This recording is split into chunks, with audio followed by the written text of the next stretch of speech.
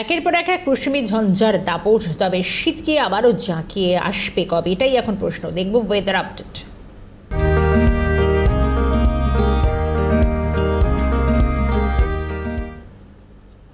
আগামী 7 দিনে অন্তত জাঁকিয়ে শীতের কোনো সম্ভাবনা নেই, এমনটাই বলছে হাওয়া অফিস। বুধবার 15 ডিগ্রি ঘরে কলকাতার তাপমাত্রা ঘোরাফেরা করছে। দক্ষিণবঙ্গের সর্বনিম্ন তাপমাত্রা 11 ডিগ্রি ঘরে, 14 থেকে 17 ডিগ্রি সেলসিয়াস হতে পারে। এবং 7 দিন উত্তরে হাওয়ায় শীতের আমেজ, বৃষ্টির কোনো সম্ভাবনা নেই। তবে আবার একটি পশ্চিমী ঝঞ্ঝার দাপট লক্ষ্য করা যাচ্ছে। কলকাতায় দিনের তাপমাত্রা স্বাভাবিকের ওপরে, রাতে কিছুটা থাকবে, তবে জাঁকিয়ে শীত এখনই নয়। আপাতভাবে জাঁকিয়ে শীতের পথে বাধা আবার একটি পশ্চিমী ঝঞ্ঝা, এমনটাও জানা যাচ্ছে। সকাল থেকে বিভিন্ন জায়গায় কুয়াশার দাপটও লক্ষ্য করা গিয়েছে। আপাতভাবে 15 ডিগ্রি ঘরেই ঘোরাফেরা করছে তাপমাত্রার পারদ। সকালের দিকে একটু হালকা কুয়াশা, পরে যদিও পরিষ্কার থাকবে আকাশ। আপাতত শুষ্ক আবহাওয়া, বৃষ্টির সম্ভাবনা নেই।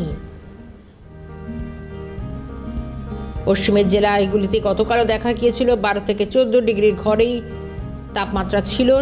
তবে আজ দিনভর কেমন আবহাওয়া থাকবে অবশ্যই সরাসরি যাব। শুভজিৎ দে রয়েছেন আমাদের সঙ্গে। শুভজিৎ, কলকাতায় আজ ইতিমধ্যেই 15 ডিগ্রির ঘরে তাপমাত্রা ঘোরাফেরা করবে, জাঁকিয়ে শীত এখনই নেই। কেমন থাকবে শীতের এই আমেজ, কি জানাচ্ছে হাওয়া অফিস?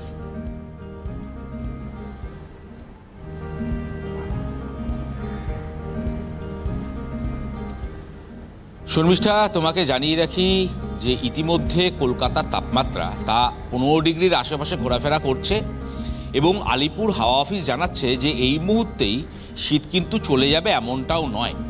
ইতিমধ্যে জাঁকিয়ে যে শীত, সেই শীত শহরবাসী তেমনটা অনুভব করছে না ঠিকই, কিন্তু চলতি যে সপ্তাহ, সেই সপ্তাহে কিন্তু 15 ডিগ্রির আশেপাশে তাপমাত্রা থাকবে, যেটা আলিপুর হাওয়া অফিসের তরফ থেকে বলা হচ্ছে। শুধু কলকাতা নয়, দক্ষিণবঙ্গের জেলাগুলির ক্ষেত্রে 11 থেকে 17 ডিগ্রি তাপমাত্রার মধ্যে ঘোরাফেরা করবে পারদ।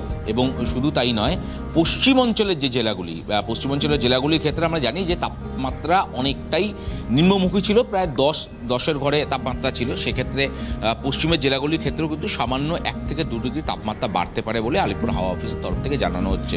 এবং কুয়াশা বা দৃশ্যমানতা কিছুটা হলেও গতকাল পর্যন্ত কিছুটা হলেও কম ছিল, কিন্তু আজ থেকে কুয়াশার প্রভাব কিছুটা কেটেছে এবং দৃশ্যমানতা কিছুটা বেড়েছে। একদিকে যেরকম দক্ষিণবঙ্গ, অন্যদিকে উত্তরবঙ্গের ক্ষেত্রে কিন্তু যেমনটা ঠান্ডা উপভোগ করছেন উত্তরবঙ্গবাসী, তেমনটাই করবে। শুভজিৎ, ধন্যবাদ জানাই তোমায়। পরবর্তীতে নজর থাকবে। ধন্যবাদ শুভজিৎ।